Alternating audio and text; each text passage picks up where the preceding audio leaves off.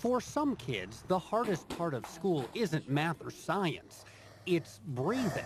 Melanie De Casa is attending a new school this year, and by the time she gets home, she needs a special breathing treatment. She starts the school, and then all of a sudden, steroids, inhalers, all kinds of things, ER visits. She's missed like 12 days this year. She's never missed that many days. Melanie and her mom think the problem could be something in the air at her new school. It's just like you can barely breathe. And when it comes to indoor air quality at schools, 13 Investigates has discovered an invisible problem in classrooms all across Indiana. At school after school after school, we found classrooms that have too much carbon dioxide. Carbon dioxide is actually a natural chemical that is formed when we breathe. We all breathe in oxygen and breathe out carbon dioxide. Dr. Vita Ackerman says high carbon dioxide levels probably won't make your kids sick. For most children, I don't think you would see very much reaction. But high CO2 can affect kids with asthma or allergies. There's 250,000 of those children here in Indiana. And even if your kids don't have asthma, lots of CO2 in the classroom can affect their ability to learn. Generally, the students will get a little quieter, lethargic. Studies link higher CO2 with lower student performance. So, how many schools have elevated levels of carbon dioxide?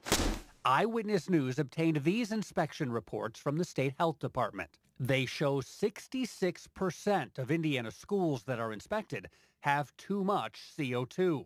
And that's not all. Many also have elevated levels of bacteria or fungus. At some schools, inspectors found visible mold. All of them can trigger breathing problems and allergies. Our children are obviously breathing that air every day. It really needs to be addressed at each local school. So what are schools doing when inspectors find problems? Sometimes the problems are fixed right away.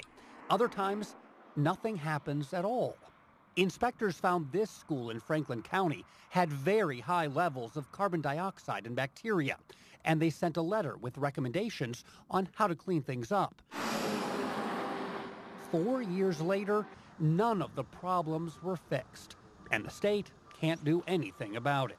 We can't require them to fix what we find. School's not mandated to do anything? Correct. We make recommendations, but they're not enforceable. That was supposed to change. I'll succumb to order. 2 years ago, Indiana lawmakers passed this law.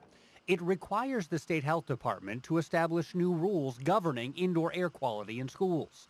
A July 1st deadline has come and gone, and still no new rules. The legislature also passed another law requiring state leaders to create a panel to improve school air quality. Indiana never gives up on its children, not one single kid. The governor, the health department, and the Department of Education are required to appoint members to the panel. Whatever happened to that panel? 13 Investigates has learned in the past 6 years, the group has never met. There is no panel. There are no recommendations. It doesn't exist, and it should exist. This seems like a joke. I don't think it's being taken seriously enough, and I think we can do a lot better. With little state oversight, it means parents need to get more involved.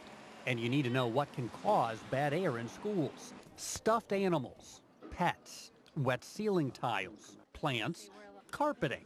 The Environmental Protection Agency says all of those can trigger allergies and asthma in students.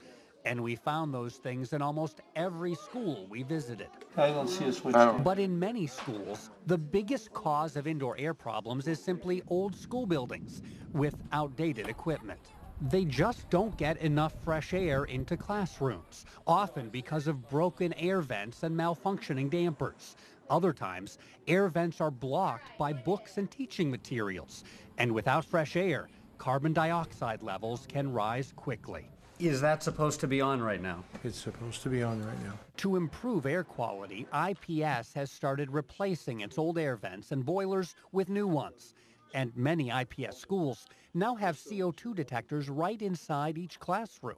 We think ongoing monitoring is important. I think it's something that school districts will have to do. I think it's a responsible thing for them to do. IPS is now monitoring the air inside Melanie's school to see if it can find any source of trouble. So far, the tests haven't revealed any indoor air problems, but the monitoring will continue so that Melanie and her mom can hopefully breathe a little easier. It's definitely a concern, something you worry about every single day. The state health department says it might have new rules for school indoor air quality by this spring. As far as that state panel that hasn't met for 6 years, most members haven't even been appointed. Stay tuned. We'll definitely be following up on that. In the meantime, here's what you can do. We've got lots of resources for you at WTHR.com.